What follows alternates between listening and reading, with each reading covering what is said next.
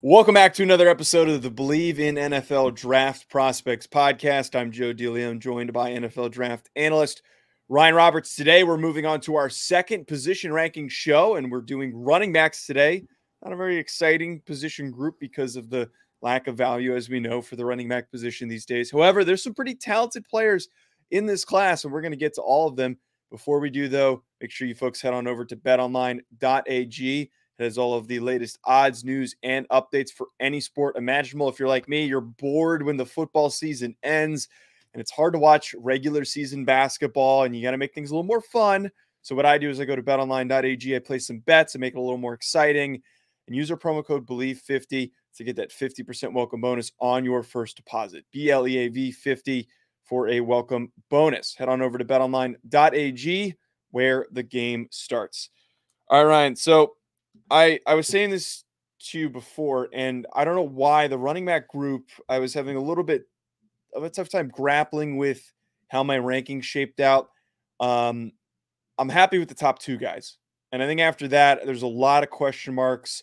Depends on what you really value. But one thing I do know for certain is that, Ryan, you are going to absolutely hate some of the picks that I have here, because one of them is a very aggressive push for a guy that probably doesn't belong in the top five.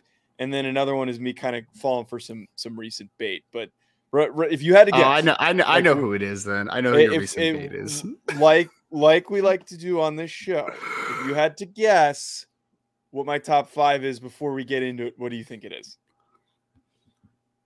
Do I have to do this in order, or could I just say who I think's in the top five? Do I have to do the order? Whatever you're comfortable with, if you don't want to go in the order. I'm just going to pick a five that I think made it on your list. All right. So it's going to be some semblance of Bijan Robinson, Jahmyr Gibbs. Those are easy. Those are given. Deuce Vaughn is going to be on there. Tajay Spears. Tajay Spears from Tulane is definitely on your list. And then the last guy, I'm going to say it's Zach Charbonnet from UCLA. That's going to be my guesses. We're going to find out if that is, if that is correct or not. Ryan, I'm going to start How anticlimactic was that? Jeez, I can't. Well, it's supposed to build a little tension here. I can't reveal if you were correct or not, because then it defeats the purpose of us doing this alternating pattern that we typically do here on these. Well, let's do this. Can we at least, the other person can at least guess who number 5 is before we unveil the number 5s and number 4s, number 3s? Can we do that at least? Guess who my number 5 is. Your number 5 is Zach Charbonnet, UCLA. It is not Zach Charbonnet, Ryan. It is actually Zach Evans from Ole Miss. So here's my reasoning for going with Zach Evans. First of all, with Zach Charbonnet, I do have to address this. I was really high on him in the preseason. I don't know what changed between the preseason and now, but I think I've come to my senses a little bit more on some of these evaluations. And now that I've watched enough tape on a lot of these position groups, I kind of have a better understanding of what to look for. Charbonnet is not athletic. Just say it, Joe. He's not athletic. Look, he's a big, strong kid. He's a really big, strong kid, and it's good running back. And I think that he's going to be a really nice, like, secondary big option that can block, a great special teams player. But the guy picks up a lot of big gains because the offense he plays in is a heavy zone read offense. There's a lot of opportunities where teams bite on Dorian Thompson-Robinson getting the football. And then on top of that, the rushing lanes that are created for him are massive. Like, he could fit a dump truck through some of those rushing lanes. So, like, that's why I'm out on Charbonnet as a top 5 back. I think he's a good player. He actually, he was my 6th running back, actually. And I graded him as a 4th round pick. So I don't think it's unreasonable. I don't see him as a top back. He's not a lead running back in the NFL. Well, I don't think the lead back I don't think he's a sustainable lead back. Like, if you told me that he landed in the perfect situation, like Alfred Morris did with the Washington Redskins at the time, right? Could he be Alfred Morris for a year or two? It's possible, man. It's possible. But it's eventually you're like, Alfred Morris was just kind of a system back there, you know? Like, he was good in that system, but he wasn't able to make things around him better, right? He wasn't able to make extra defenders miss. He wasn't able to, manipulate yardage, for lack of a better term. Yes. And I think that's Charbonnet. Yes. Charbonnet is going to get the yardage that is in front of him. He's not going to create a bunch of explosive plays, not going to create a bunch of chunk plays, but he's going to be a dependable, bigger back in a system. You know what kind of, and this isn't like a 1-for-1 comp, but like I kind of get like the Tyler Algier type of a feel here where he could step in on a random team and then maybe his rookie year he rushes for 900 yards because they don't really have anybody else. And Tyler Sure. Algier is a big, strong kid, but in the long term, he's not the answer at running. Like he's not going to be a 5-6 year running back. There's going to be somebody else in a couple of seasons. Well, it's like if Bijan Robinson's staring at you in the face, if you're the Atlanta Falcons, it's not like Tyler Algier is going to be like, nope, we don't need Bijan Robinson. Like, come on, man. Or in the top of the second round, if Jahmyr Gibbs is on the board, it was like, wow, like I'm really going to stick with Algier over Jahmyr Gibbs. But my reasoning for Zach Evans, you talked about with Charbonnet, where he doesn't really manipulate space. He does not create space and separation for himself. Zach Evans does that for me. And I know that this past year, with the expectations of him stepping in from TCU to Ole Miss, everyone was thinking, wow, this guy is going to be really freaking good playing in a Lane Kiffin offense. But Quinshon Judkins emerged as one of the best young players in the SEC. And Zach Evans still was really productive despite that. And I just see a guy who was a 5-star running back, a really good athlete, really explosive, accelerates really, really well. And I also am excited by the fact that he doesn't really have a lot of carries under his belt. So I'm bringing in a guy who maybe might get undervalued by some teams because there's not a lot to go off of, but somebody who can play impact as a receiver, as a runner, can be worked in on multiple downs. I just think that this is one of those guys who doesn't have a lot of touches, who can step in and be a premier back potentially. He's got the traits. He just needs the situation in the right spot for him to end up being that guy, which is why I go with Zach Evans here from Ole Miss at number 5. I'm gonna help you when you have to guess my top 5, because I will tell you Zach Evans is not in my top 5, and he's not. Because I mean, Tank Bigsby is your number 5, by the way. I think that's who your number 5 is. All right, well, we'll get there in a second. My thoughts quickly on Zach Evans is that talent-wise, he might be the 3rd best running back in this class. Because like you said, I mean, he's 6 foot, 210, 215, smooth runner, can change direction really well, has a little giddy up to him, has an all-purpose profile to him as well. But I can't get on board with Zach Evans. I can't. There's too much behind the scenes that you've heard dating back to the recruiting days. So you're out on him for character reasons. That's where this not just character reasons, not just character. Because again, I mean, some of that stuff is just maturity issues, right? Which, like, maturity is what it is. Like, we can work through that type of stuff.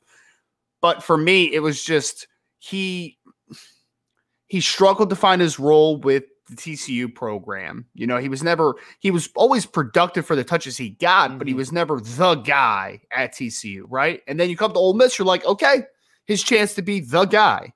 And I think Quinshon Judkins is a good player, right? I mean, he was a freshman All-American. He had a really nice season. But Quinshon Judkins was a 3-star recruit coming out of high school, right? It wasn't like this was another 5-star that's come and going to unseat a Zach Evans, right? I have some concerns about Zach Evans. There's a lack of production. There's some off the field stuff that I need answered. He's a great talent. I'm just not sure if I can trust him. I don't know if I can trust him. That's fair. And maybe a team is willing to trust him just for a couple seasons and then just see if he falls off the face of the earth. Where did you grade him? I mean, I have a late 3rd round grade on him as a football player because I think he's exceptionally talented. I see how this is working. Yeah. It's gonna back up a little bit there, right? I mean, he's probably not a guy that I would even consider until day 3 somewhere, just based upon all the fun things behind the scenes. So we'll see about Zach Evans. Did you say Tank Bigsby number 5? Sorry, go ahead.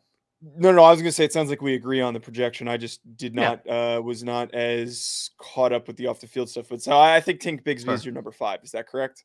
Tank Bigsby is not my number 5, Joe. This one's going to be a surprise to you because we talked about him, I think, on one show. It's kind of like a recap of guys that are having good seasons. But Israel Abakinda from Pittsburgh is my number 5 running back. Wait, he declared? I thought he went back. He's in the draft, man. He's in the draft. Oh, okay. And he is coming off a great year, obviously, for Pitt. 5'11", 215 pounds. Also only 20 years old right now. So he's a young cat, too. It was a true junior that declared. I just caught him on film over the last few days, like at a high volume. Pittsburgh's offensive line did a really nice job to get him some very easy running lanes. I will say that. But I saw everything I needed to see from Israel Abakinda as an early down runner. I question just what he's going to be able to do in obvious passing situations on third downs. But my guy has awesome vision, just incredible spatial awareness. He's a bigger back. He runs physically, broke a lot of tackles this year at Pittsburgh. And also, I thought he had a little more juice than I was anticipating, man. There was one play against, I think it was against Miami, where he's running inside zone. He bends it back. He hits the corner. And I'm like, okay, he's probably going to get about a 15-yard gain, 20-yard gain. Awesome. Nice run. Great vision. But then he's able to hit that corner and get an extra 20, 30 yards. So I'm like, oh, there's a little more juice there than maybe I gave him credit for early in like this film session. So Israel Kitten is a good football player, man. A guy that we need to start talking about a little bit more. He's a combine invite, obviously. Was not at any of the All-Star games because he was only a true junior coming out. But he's talented, man. I liked him a lot more than I thought I was going to. I like Israel. Yeah, I haven't watched Abikinden. Now I have to add him to my list of guys to watch because I legitimately thought that he went back or he wasn't eligible. I don't know why his name doesn't really pop up on a lot of prospect lists. So like that's news to me that he's in this class. Separate from that though, if we're moving to number 4, who do you got? You got Deuce Vaughn at number 4. No. We're not doing the guessing anymore. Who's your? Oh, we're not doing the guessing. Oh, who's my number 4? Who's your number 4? This is very poorly organized, Joe. Deuce Vaughn is my number 4. You're making up rules as we go. This was perfectly organized. You're giving me shit. Come on, what do you got? Deuce Vaughn is my number 4, which is why I guess he was your number 4. I like Deuce so much, man. I really do. And I think we need to understand what he is as a football player, right? Is Deuce Vaughn ever going to carry the ball 300 times this season? Absolutely not. Because he's 5'6", listed, which means he's probably 5'5" and some change, and 175, 180 pounds. But the kid is an absolute lightning bug with the way that he can move in space. He kind of disappears behind offensive linemen, has really nice explosiveness, catches the ball extremely well. This is a kid where you design touches in space and you let him work, man. This is Darren Sproles. Think about Austin Eckler to a degree. I don't think it's going to be quite as high volume as Austin Eckler is, though, for the Chargers. But this kid is built perfectly for the modern game. He's going to run the ball 100 to 150 times a season. He's going to catch another 70 passes. That's what I see in a Deuce Vaughn. Tremendous space player. He's not going to be an every down back, quote unquote, but he is going to be an incredibly productive football player. So I do not have Deuce Vaughn at number 4, but he is in my top rankings. And I actually thought that I was too high on Deuce Vaughn to even just include him in my top 5 because the general consensus seems to be that, don't get caught up with a guy this small. But I push back on that. Exactly what you said, where the modern NFL looks for new ways to beat teams in space and to know that he can play in the slot, that he can catch the ball out of the backfield and be a featured player. Not going to get 300 touches, as you said, but I think is just such a dangerous gadget player. And I know that gadget has a very strange connotation to it. And I think not a lot of people really understand what that truly means. But all it means here is a guy who is very athletically gifted, and you find ways to scheme him the football. He's going to kill you. Elusive, flexible, explosive. If he was a couple inches taller, he might be the top back in the class or one of the top backs in the class. But because he's smaller, I think a lot of people are overthinking him. I don't want to overthink him. I feel like he can step right in and be a real problem for a creative offense. Like I see him on the Kansas City Chiefs, that type of an offense, or the San Francisco 49ers, the Miami Dolphins, the cliche ones that we typically go with, fitting him into a team that just is going to find ways to get the football. I am definitely a big Deuce Vaughn fan. It's just impact is so high, man. Again, like you're not going to give him 300 carries in a season, but you might try to give him 300 touches by allocating it differently, right? Here's the carries, here's the plays in the pass game, here's some return ability as a special teams player. He's just dynamic, man. He's a dynamic football player, and in whatever capacity you want him to play, whether it's just as a true third down back, whether it is as a gadget player to your kind of estimation, whether it is as a player that also affects the special teams game, Deuce Vaughn's lightning in a bottle. Get him the football, let him work. He might be one of the best gadget players to come out in the past few years. And I think that, again, that word gadget player, it seems like we tend to overcomplicate it, but I don't know, man, if you got a kid who's just really freaking talented and explosive and he might not fit the measurables, he's just so goddamn hard to tackle. Like that's the thing here. He's so small. He's so hard to tackle. Another guy who's very hard to tackle that I had as my number 4 was Tyjae Spears from Tulane, who you kind of predicted. And I got to admit, I did not know a whole lot about him going into the Senior Bowl. I had not watched him going into the Senior Bowl. And when I pulled up his tape to finish out my running back rankings, I made sure to not get caught up with my thoughts on him at the Senior Bowl. He did not get a lot of pass touches. He did not get a lot of receptions while he was at Tulane, but what he showed at the Senior Bowl, I think, answered any questions I had on him. He's a great route runner, but his tape to me shows a guy with fantastic vision, a guy who's really patient, a guy who's very elusive. I don't think he is an elite athlete. I think he's a good athlete. I don't think he's one that's as explosive as some of these other guys that I have ranked ahead of him. But again, a really strong, good enough athlete that he can make plays and create space for himself. But the big reason why I'm just obsessed with him is the vision and the elusiveness. He is shifty, compact. I just love everything about this guy. And I tweeted it out. I tweeted out a clip of him. I'm obsessed with Tyjae Spears. The comp I keep seeing, and I think was it Ben Fennell who put it out there? Fennell. Someone put it out there, compared him to Aaron Jones, and I can't stop seeing that now that I've heard that.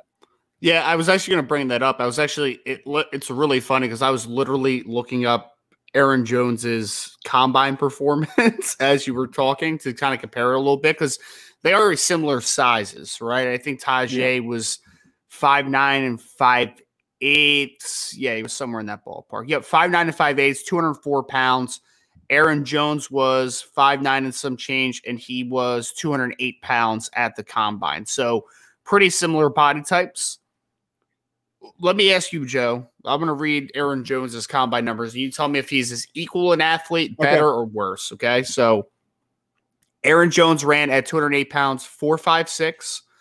He had 37 and a half inch vert. Sorry. I think he's going to run a similar 40 times. Sorry, but continue the rest of the numbers. Vertical, 37 and a half inches, had a 127, so 10'7" broad jump, had a 4.2 20-yard shuttle, 6.82 3-cone, which is wild, and a 16 reps at 2.25. I think that Tyjae Spears can hit all those numbers. I think that's perfectly realistic. Maybe he's down on the vertical or the broad, but I think it's certainly possible. Again, he's a good, strong athlete. He's not a burner. He's not somebody who's going to completely blast past you, but for what he is, man, I think he's a really, really underrated player. And I think that him getting more of a role as the season went on for Tulane is proof that the coaching staff started to believe in him. And I think an NFL team who believes in him is going to get good enough to be a starting running back type of a guy. Well, I think this for me, I think that he's very good change of direction player, which is why everyone was losing their mind over him running pass routes at the combine, at the Senior Bowl, excuse me. And I think that he's very explosive in short areas, right? Like I don't think he has home run speed, but I think he gets to his top speed very quickly, which is good. You know, it's initial acceleration out of your stance, all that great stuff. My question for you and my big hang up with him, because I agree, I think he's got good vision. I think he's got nice short area ability. I thought he went down on contact very easily as a runner, which was just my hang up. I just didn't see a bunch of tackle breaking on his film. I saw him, he's a tackle slipper at times, which is good, but there was just some times where just like he's going down pretty easy on contact, in my opinion.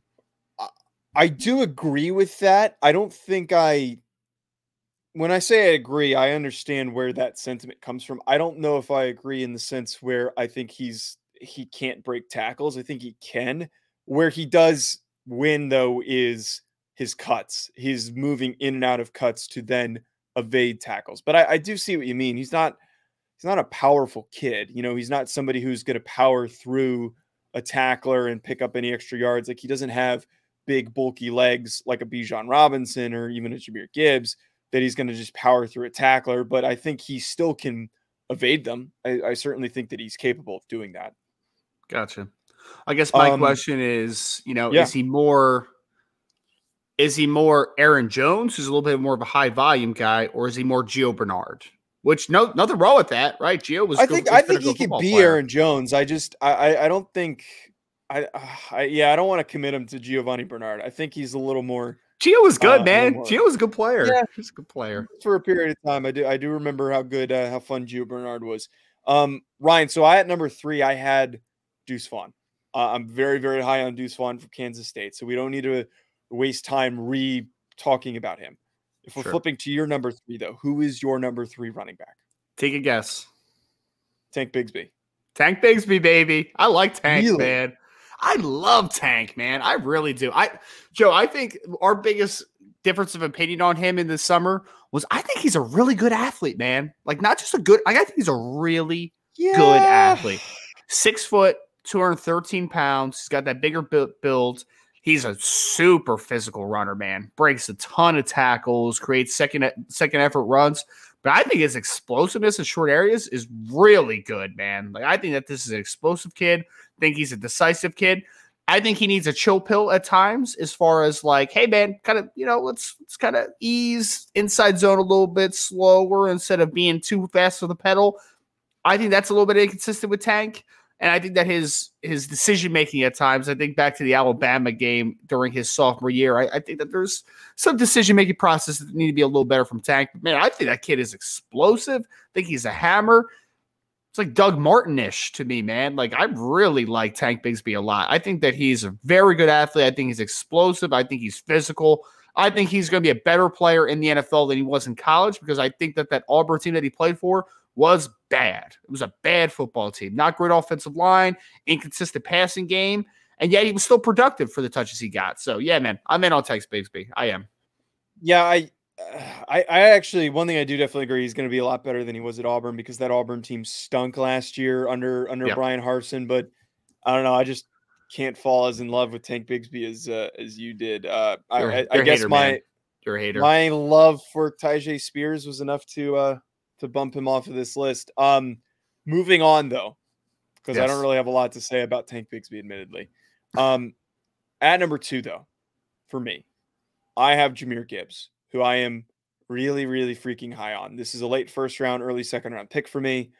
I said this going into the year that he was good enough to be a sleeper Heisman candidate. And at one point he was in some people's discussions and then kind of cooled down as Alabama's season cooled down a little bit. But I get with a guy like Jahmyr Gibbs, who we talked about everything positive with Deuce Vaughn. I think it's almost like a bigger version of what Deuce Vaughn can do. And he's a really quick accelerator. He's a really fast athlete. He picks up speed so quickly. He is so shifty as a runner. And then the flexibility is silly. Like, he is so flexible as an athlete. He gets in and out of cuts. He creates space for himself so easily. He just gives those vibes of an Alvin Kamara type where you just get him the football and he can impact you in a game plan in multiple ways. I'm obsessed with Jahmyr Gibbs. I was obsessed with him in the preseason. I'm obsessed with him now. I think he deserves more credit as being one of the top backs in the class. And we shouldn't get too distracted with Bijan because I don't think that I'm not saying that they're close to one another, but if you don't get Bijan, Jahmyr Gibbs is a really, really good additional option. I don't understand. There's some recent hate for Jahmyr Gibbs, and I don't really get that. Wasn't Jahmyr your running back 1 in the summer? Did you have him as running back 1? He was, positive. But again, we're making changes. We're learning. We're making changes. We're learning. We're learning here, man. I love it. I'm just messing with you. But yeah, I mean, it was pretty easy to see how special Jahmyr Gibbs was during his first 2 years at Georgia Tech. I mean, he was a fantastic player, both in the run and the pass game. And then he gets Alabama, and you're just kind of waiting for it, right? And I mean, I think that he did really well with the touches he had, over 900 yards, 6 yards of carries, 44 catches in the pass game as well. Averaged over 10. Joe, in his career, he had 103 catches and averaged over 11 yards a catch, which 11 yards a catch for a running back is pretty dang really good, man. That's a really good number. So this kid, Alvin Kamara is the one everyone throws out. I think in the summer I said Jamal Charles. Like, that's what I see. I mean, maybe he's not quite as fast as Jamal Charles was because like that kid was like a legit 4.3 runner. Like, he was stupid fast. But the ability to get up to top speed is special. The ability to change direction is special. The ability to catch the football is special. Jahmyr Gibbs, even if he doesn't end up being the number 1 volume getter in the run game, he's going to have 70-plus catches seasons. He's going to run for almost 1,000 yards just because his yards per carry is going to be high because he's that type of explosive runner. Yeah, I'm high on Jahmyr Gibbs too, man. I think that he is I have a late first round grade on him in general. I would draft him in the first round, and I wouldn't think second about it. Where did you say you graded him as? Late first round, official grade, and I would draft him in the first round without thinking about it twice. Got it. So we're on the same page. And then that leaves for us to have as the first running back in this class, which I don't think there's any debate anymore. We all know how good Bijan Robinson is, and he really lived up to the hype this past season at Texas. And some argued that he should have won the Heisman because of how freaking impactful he was for Texas when he stepped up in a lot of games that he had for the Longhorns. We just see the physical gifts. You kind of hear comps for everyone wants to say Saquon Barkley. I get a little more Jonathan Taylor. And the reason why I say that is that Saquon is Jonathan Taylor's fast, man. Jonathan Taylor's fast. I know, but so here's my reasoning. I think that Jonathan Taylor and Saquon are both freakish athletes, big, strong kids, big lower halves. The reason why I look a little more at Jonathan Taylor, who's a little bit shorter than Bijan compared to Saquon, is because Saquon is, I don't find the rushing lane that I want. I dip around and I run back and forth east-west until I find space to go. He is always trying to hit that home run threat. For me, with Bijan, get somebody who's just got powerful leg churn, always falling forward. He's a guy who, when it looks like he's getting tackled for a 2-yard gain, is so powerful and so downhill that he turns it into a 5-yard gain more often than not. And then the breakaway speed and acceleration is where he is so freaking special. But that's why I see a little more Jonathan Taylor, because I think Jonathan Taylor is a bit more upfield than Saquon was. You think Bijan, he's fast? I think that he is going to be maybe like a high 4.4. Yeah, somewhere in that range, like mid 4.4. I see that. I just remember Jonathan Taylor was like at 230 pounds, ran like 4.39. Like he's a little bit of different. I don't think he's there, but yeah, he's not far off. Yeah. See, I actually do lend a little bit more to the Saquon comp because I agree with you in this sense. I think Bijan is a much more. There's no nonsense to how Bijan Robinson runs, right? When there's three, he's going to put his pads down. He's going to get three. The problem with Saquon, going back to his Penn State days and into his early portion of his Giants career, I thought he did this better this year, was that sometimes when there's only two, he's like, nope, I'm staying outside. I'm bouncing. I'm going to try to find a home run, right? And and sometimes when there was three on the table, Saquon would lose one because that's just, he's trying to find the extra yardage. But I think where the comp makes sense is that the one thing that is special about Bijan, in my opinion, is his lateral ability for his size is dumb, man. Like he's got some jump cuts and be able to move laterally that are just special, similar to Saquon. That's the thing about Saquon that's special. Him moving laterally, jump cuts, like it's special stop-start for a guy his size, which is why I do see a little bit of similarities to Bijan. Jonathan Taylor's more like straight line, man. Like he's going to go straight line and going to hit it. I don't necessarily see that exactly with Bijan. Like he can do that, but then he also has the lateral ability to create extra yardage. Well, here's the comp of the century. It's both. If we combined Jonathan Taylor and Saquon Barkley, that's who he is. I really don't hate it, man. Because like again, I don't think he's quite as fast as either one of those guys, but I think that he has the dynamic elements that make each of them special. And he's got a better power profile than both of them, right? Like he could just be a straight ahead runner, and that's all he has to be, and he would still be a very good player. But the fact that he has those special jump cut traits, lateral ability, explosiveness, that's what makes him the best running back to come out since at least Saquon Barkley, maybe before that. Like he's that type of player. Over this past year, and we've seen it the last 2 years, that with the touches he get, he was incredibly impactful. But this year, he had his best season. Over 1,500 yards, over 6 yards of carries, 6 yards of carry, 18 touchdowns. Also, Joe, on 19 receptions, he averaged 16 and a half yards a catch. And that's the difference for him, man, is that I've seen him high point footballs down the field where I'm like, looks like a wide receiver. Doesn't look like a running back down the field. So this is an all-purpose back. This is a power back, and I think he's got special lateral ability. All-around weapon is what Bijan Robinson is. So we'll wrap with this. I want to put Bijan and say that in like mock drafts to say that he should be a top 10 pick because he should. He is that good. But the problem is, I think we've reached a point where, like, for years we've been saying running back value is going down, running back value is going down. I think it's kind of come full head where Saquon was able to go second overall a few years ago. I don't think that's going to happen for Bijan. I think realistically, if he goes somewhere, it's going to be 15 to 20, which sucks. Like he's that talented, but if you look at the teams picking in the top 20, and even though him being one of the most talented players in the class, and we talk about how much there's a drop-off after the top talented players in this class. I feel like a lot of those teams are going to prioritize other position groups before they're willing to spend a first-round pick on a running back because too many teams have been burned on running backs, or at least don't want to commit the money to one. I'm not going to push back on that because he could very well go somewhere 10 to 20 or maybe even 10 to 25. Like, I wouldn't be shocked. In my opinion, though, yes, in a vacuum, is running back in the top 10 a good idea? Probably not. But you know what else? We know what is good. What is a good idea in the top 10 is drafting elite football players, and that's what Bijan Robinson is. There we go. Like I've had him mocked in the top 10 to, I think the Philadelphia Eagles have the 10th pick, and they have Miles Sanders that's out of contract after this year. I'm just like, at that point, man, when you don't have a ton of holes on your team, if you're the Philadelphia Eagles, why not? Like, why not take that type of player? If I was the Atlanta Falcons, I think they're picking like number 8. I would look at him hard, man, and I would make that determiner depending on what my board looks like.